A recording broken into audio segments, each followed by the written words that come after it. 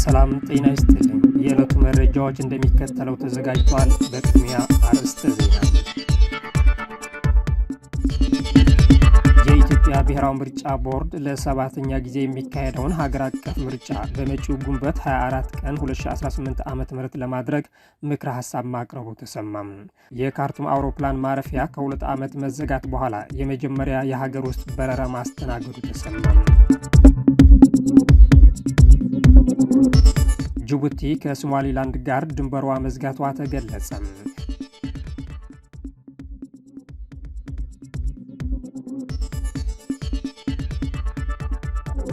አሁን በዝርዝር እናሰማችኋለን። አብራችሁን ቆዩ። የኢትዮጵያ ብሔራዊ ምርጫ ቦርድ ለሰባተኛ ጊዜ የሚካሄደውን ሀገር አቀፍ ምርጫ በመጪው ግንቦት 24 ቀን 2018 ዓ.ም ለማድረግ ምክረ ሀሳብ ማቅረቡ ተሰማም።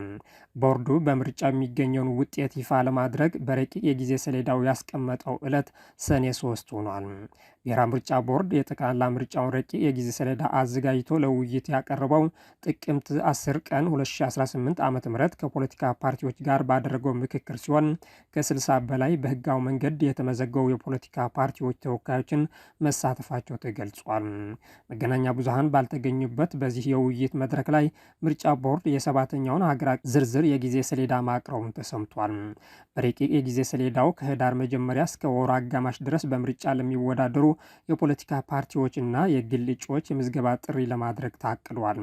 የምርጫ አስፈጻሚዎችን ዝርዝር ለፖለቲካ ፓርቲዎችና ለህዝብ ይፋ ማድረግ ህዳር 19 ተጀምሮ በጥር የመጀመሪያ ሳምንት ላይ ለመጠናቀቅ የታሰበ ሲሆን ይህ መርሃ ግብር በሁለት ዙር የሚከናወን መሆኑ በረቂቅ የጊዜ ሰሌዳው ላይ ተመልክቷል። በምርጫ የሚሳተፉ እጩዎች ምዝገባ እንዲከናወን የታቀደው ከታህሳስ መጀመሪያ እስከ ጥር መጀመሪያ ባለው ጊዜ ውስጥ ነው።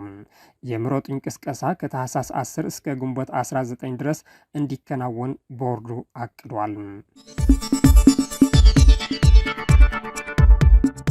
የካርቱም አውሮፕላን ማረፊያ ከ2 ዓመት መዘጋት በኋላ የመጀመሪያ የሀገር ውስጥ በረራ ማስተናገዱ ተሰማም። የባድር አየር መንገድ ሲቪል አውሮፕላን ካረፈ በኋላ የካርቱም ዓለም አቀፍ አውሮፕላን ማረፊያ አስተዳደር በይፋ ስራ መጀመሩን አስታውቋል። ይህም በጦርነቱ ምክንያት ከ2 ዓመት በላይ ቆሞ የነበረውን የሲቪል አቪዬሽን እንቅስቃሴ ወደ ሱዳን ዋና ከተማ መመለሱን ያሳያል ተብሏል። የአየር መንገዱ አገልግሎት ባለፉት 2 ቀናት የፈጣን ድጋፍ ኃይሎች ምርቃን ለማደናቀፍ በድሮን ጥቃት ቢያደርሱበትም የሲቪል አቪዬሽን ባለስልጣን አውሮፕላን ስራው በተያያዘ ጊዜ መከናወኑ አስታውቋል። የባድር አየር መንገድ አውሮፕላን ከጥቂት ጊዜ በፊት በካርቱም ዓለም አቀፍ አውሮፕላን ማረፊያ በማረፍ የአየር ማረፊያ የመጀመሩንና የአየር ትራፊክ ከዋና ከተማ መመለሱን አስታውቋል ሲል የአውሮፕላን ማረፊያው አስተዳደር በይፋው ገጽ ላይ በሰጠው ጋዜጣዊ መግለጫ አስታውቋል። ይህ ክስተት የሱዳንን የአቪዬሽን ዘርፍ ለማገገምና የአየር ትራፊክን ቀስ በቀስ ወደ ነበረበት ለመመለስ ጉልህ እርምጃ እንደሚያመለክት አብራርቷል። የባድር አየር መንገድ በረራ ያለ ተሳፋሪዎች ያረፈ ሲሆን ከደረሰም ከ2 ሰዓታት በኋላ እንደሆነ በርካታ ምንጮች ለሱዳን ትሪቡን ተናግረዋል።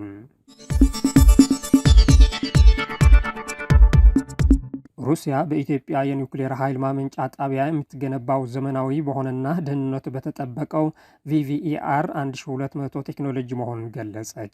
የሩሲያ አቶሚክ ኢነርጂ ኮርፖሬሽን ሮሳቶም ዘመናዊ በሆነው እንዲሁም ደህንነቱ በተጠበቀው ቪቪኢአር 1200 ቴክኖሎጂ በኢትዮጵያ የኒውክሌር ኃይል ማመንጫ ጣቢያ እንደሚገነባ በኢትዮጵያ የሩሲያ አምባሳደር ኤቬጂኒ ተሪኪን አስታወቁም።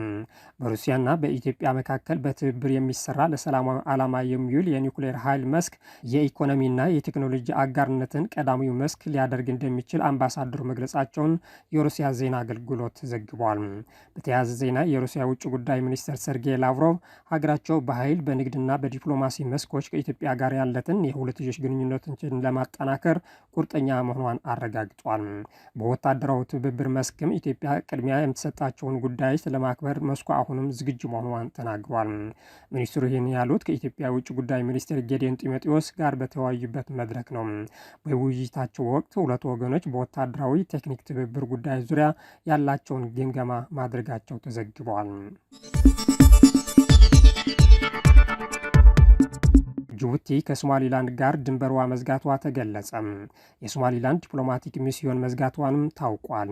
ጅቡቲ ከሶማሊላንድ ጋር ያላትን ድንበር በመዝጋቷ በሀገሪቱ ውስጥ ራሷን የምታወጀውን ሪፐብሊክ ዲፕሎማሲያዊ ውክልና እንድትዘጋ አዛለች ሲል በሀገሪቱ የሚገኙ ምንጮች ረቡዕ ዕለት ዘግበዋል። ይህ እርምጃ እንደ አውሮፓውያን አቆጣጠር በ1991 ከሶማሊያ ነፃ መሆኗን ካወጀች በኋላ ዓለም አቀፍ እውቅና ለማግኘት በምትፈልገው በጅቡቲና በተገነጠለችው ግዛት መካከል ያለውን ግንኙነት በእጅጉ መበላሸቱ ያሳያል ተብሏል። ሆኖም ጅቡቲ ከሶማሊላንድ ያላትን ግንኙነት ያቋረጠችበት ምክንያት መረጃው አልጠቀሰም። ከ36,000 በላይ የቪዛ ጊዜያቸውን ያሳለፉ የውጭ ሀገር ዜጎች መቀጣታቸው ተገለጸ። በኢትዮጵያ የተሰጣቸውን የቪዛ ጊዜ ያሳለፉ ከ36,000 በላይ የውጭ ሀገር ዜጎች ተቀጥቶ ወደ ሕጋዊ መስመር መመለሳቸው የኢሚግሬሽንና ዜግነት አገልግሎት አስታውቋል። የአገልግሎቱ ዋና ዳይሬክተር ሰላማዊት ዳዊት ወደ ኢትዮጵያ የሚመጡ የተለያዩ ሀገራት ዜጎች ሕግ አክብሮ እንዲንቀሳቀሱ እየተሰራ መሆኑን የገለጹ ሲሆን በዘርፉ በተከናወኑ የሪፎርም ስራዎች ሀገራዊ አቅም መጠናከሩን አመልክቷል። ለአብነትም በአዲስ አበባ በተካሄዱ ዓለም አቀፍና አህጉር አቀፍ ጉባኤዎችን የተሳተፉ የውጭ ሀገራት ዜጎች ያለ ምንም እንከን መስተናገዳቸውን ጠቅሰዋል። በቪዛ አገልግሎት ወደ 188 ሀገራት የመዳረሻ ኦን አራይቫል ቪዛ ተጠቃሚዎች ሆነዋል ያሉት ዋና ዳይሬክተሯ ይህም የ24 ሰዓት የኤሌክትሮኒክስ ቪዛ አገልግሎት ያለው መሆኑ አመልክቷል። ከፓስፖርት አገልግሎት ጋር በተያያዘ የተለያዩ የማሻሻያ እርምጃዎች መወሰዳቸውና በዚህም በህገወጥ ሰንሰለት የተሰማሩ 26 ሰዎች ተጠያቂ መደረጋቸው ተናግረዋል።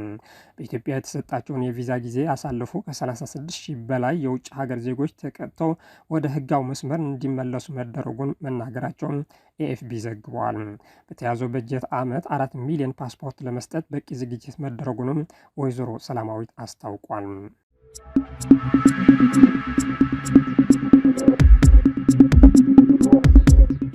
የተከበራችሁ ተከታታዮች ለዛሬ ያዝናቸው ዜናዎች እነዚህ መስሉ ነበር። ስለተከታተላችሁ እናመሰግናለን። መልካም ቀን።